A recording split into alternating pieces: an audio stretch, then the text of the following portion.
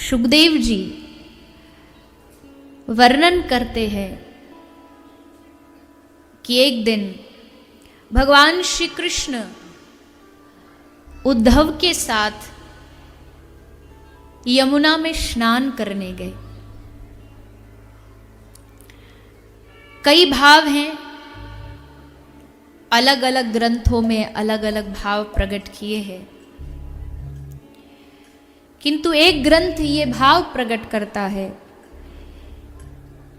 कि आज भगवान कृष्ण उद्धव के साथ यमुना स्नान पर गए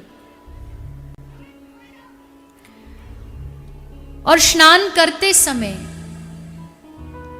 श्री कृष्ण के गले में एक माला, पुष्पों की, फूलों की माला गले में आकर के गिर जाती है।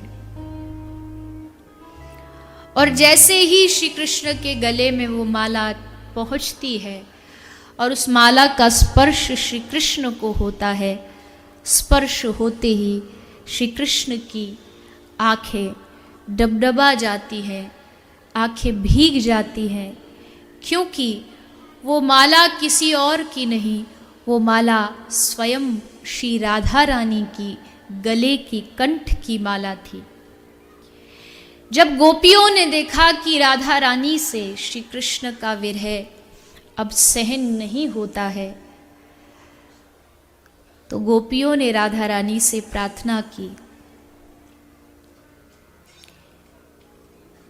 कि हे श्री जी, आप एक काम करिए, अपना कोई स्पर्श, अंग से स्पर्श की हुई कोई वस्तु यमुना के सहारे मथुरा तक पहुंचा दीजिए। श्री कृष्ण को एक बार वो प्राप्त हो जाए और उसके बाद श्री कृष्ण को निर्णय लेना होगा कि वो आपसे मिलने के लिए आते हैं या आपको ऐसे ही दुख में छोड़कर वापस चले जाते हैं।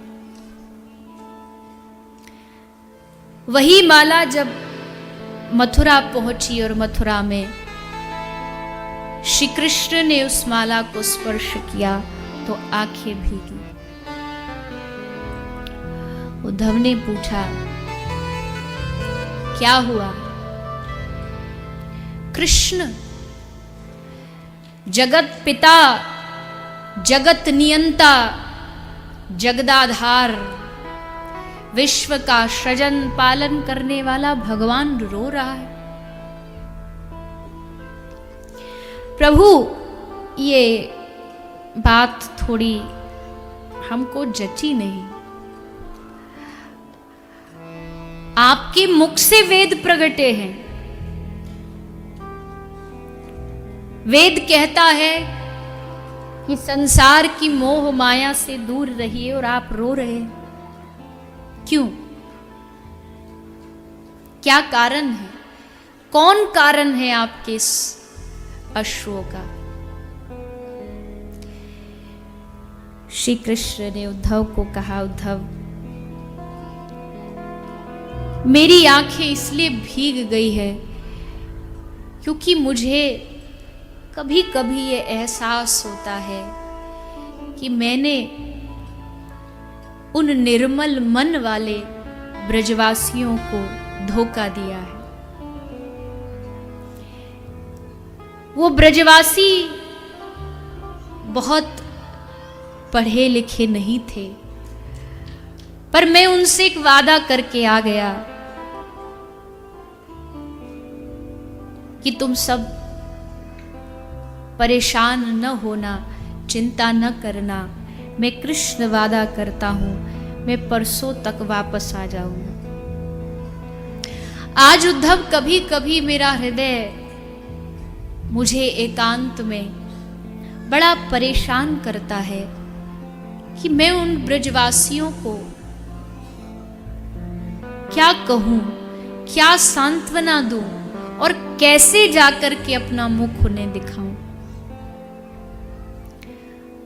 उद्धव बार बार मन करता है कि ब्रज चला जाऊं, वापस लौट जाऊं, फिर अपने अवतार का उद्देश्य याद आ जाता है।